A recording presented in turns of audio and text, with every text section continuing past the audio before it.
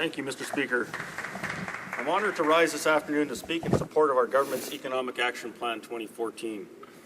And I'm very pleased that our government is on track to a balanced budget in 2015 as we committed to in 2011. We are doing so responsibly, unlike the previous Liberal government who balanced the budget on the backs of the provinces and hardworking Canadians. Our government, under the leadership of our Prime Minister and Finance Minister, will balance the budget while continuing to grow provincial transfers to record levels. For my province of Manitoba, federal transfers will total almost $3.4 billion in 2014-15. That is an increase of 24% from under the previous Liberal government. Under this government, we have cut taxes nearly 160 times, reducing the overall tax burden to its lowest level in 50 years.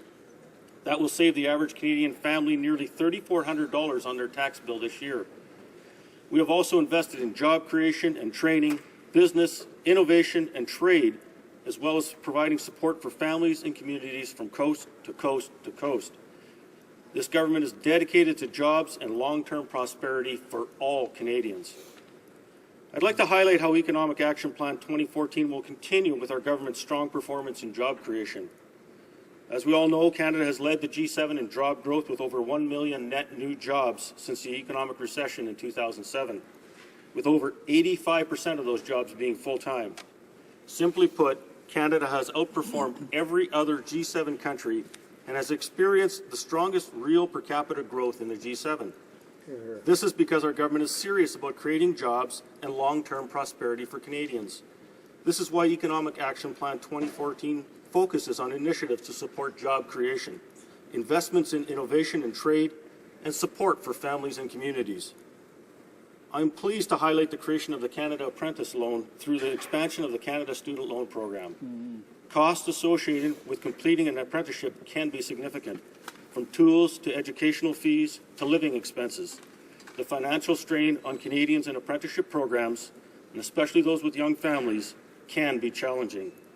This program will provide apprentices in Red Seal trades access to over $100 million in interest-free loans each year.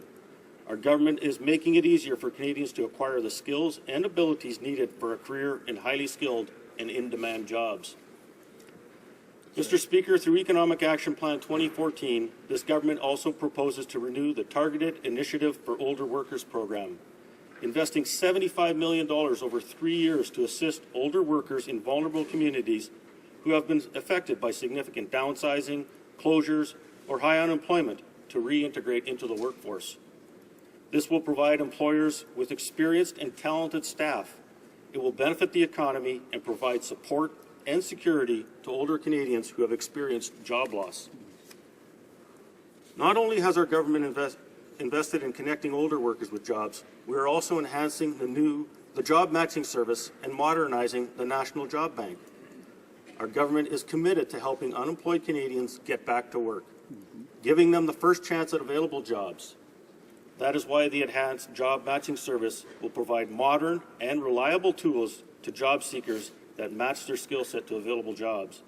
It will provide employers with the tools needed to look for qualified Canadian workers through timely access to job postings and consolidated labour market information. Additionally, these initiatives provide information to inform young people about fields of study that are relevant to existing and forecasted demand for labour in particular occupations. This will help students make better choices about their education.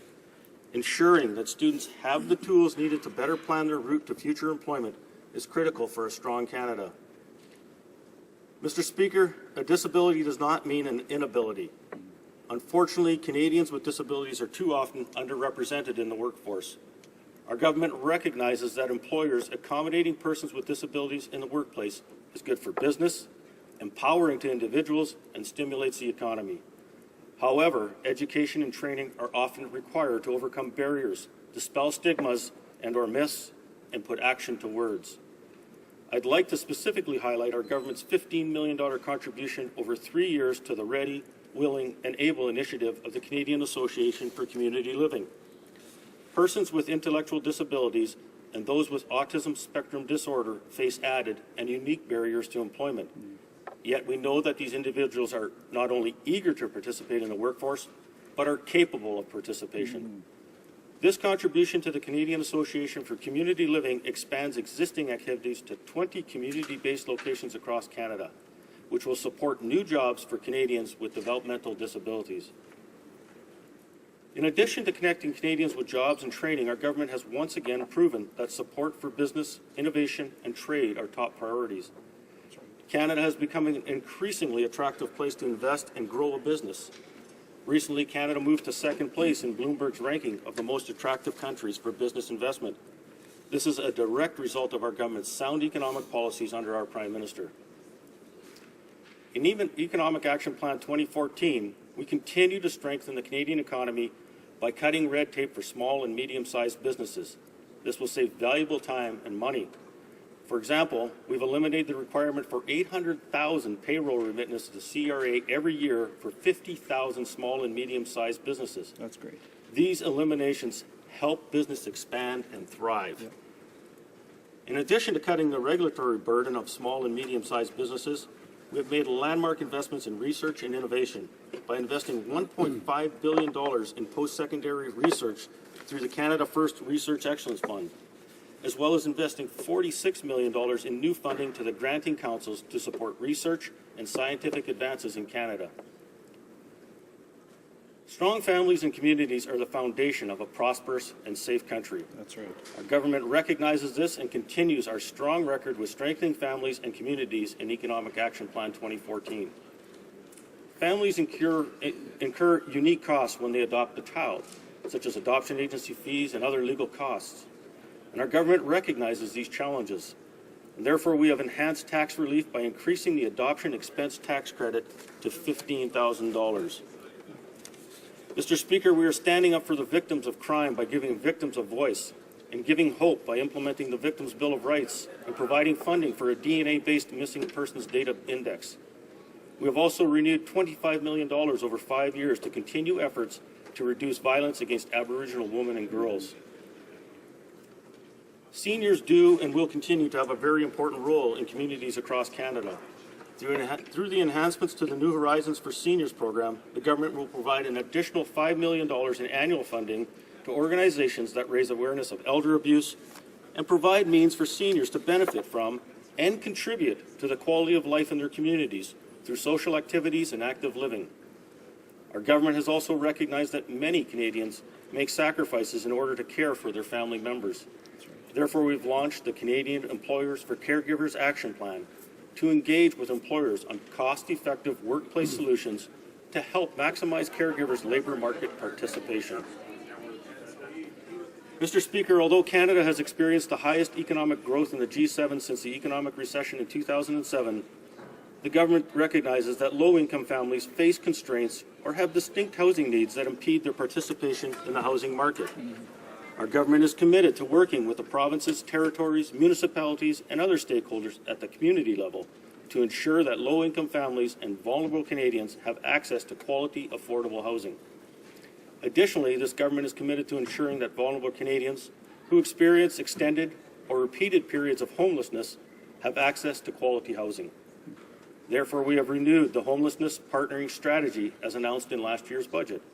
We will continue to work with communities, provinces, territories, and the private and not-for-profit sectors to implement a housing-first approach to homelessness.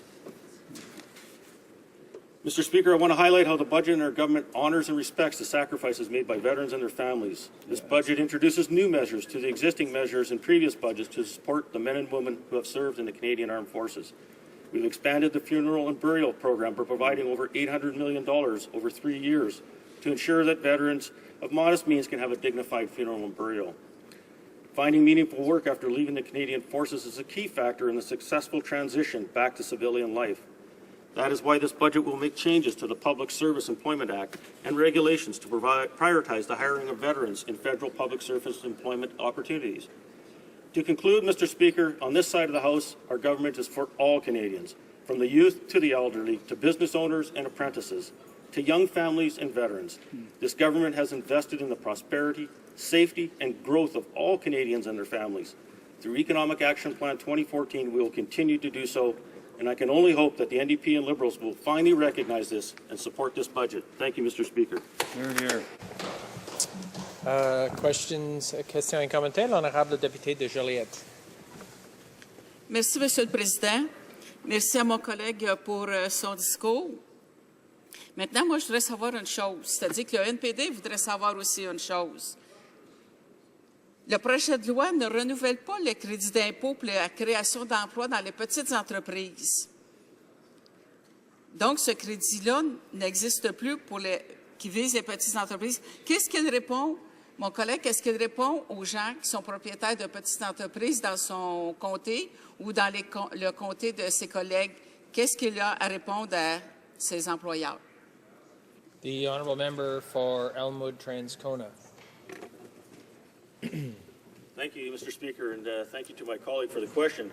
As a former small business owner myself, I'm actually very, very pleased with all the work that this government has done to support small businesses and to bring forward legislation, Mr. Speaker, that allows employers to not have to deal with so much red tape, especially our small and medium-sized enterprises.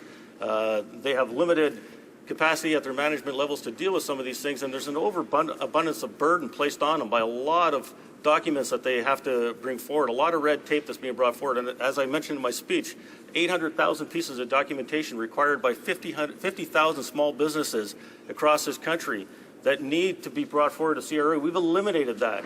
We're taking a lot of the burden away from the small and medium enterprises, allowing these entrepreneurs to focus on their business development and their job creation rather than on a mountain of paperwork. That's right.